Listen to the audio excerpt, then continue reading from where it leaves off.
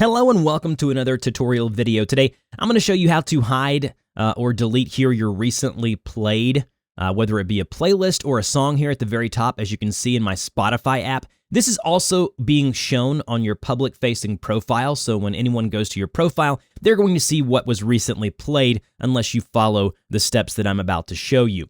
So the first thing that you can do, obviously, is just log out of your account and just use Spotify Basic without logging in. That way you don't have an account or a profile, but that's not why you're here.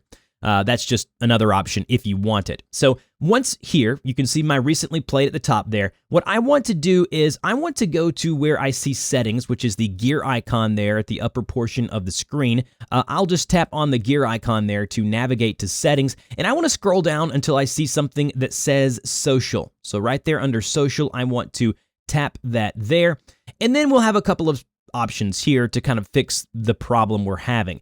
You can have a private session. If we enable that there under private session, it starts a private session to listen anonymously, which means that you're not going to be, it's not going to be showing what you're listening to the public, right? You can leave that on if you want to kind of browse and do things on Spotify privately. But the easiest way of doing this would be right here under listening activity and recently played artist. If we just go ahead and disable those, it's going to either, again, if you disable them, it's going to not show the recently played artist and your listening activity to the public in the public facing forum, right? So when you disable those, that's kind of what's happening. But when we turn those on, it is going to share and show those recently played playlist and songs. So I'm going to turn those off.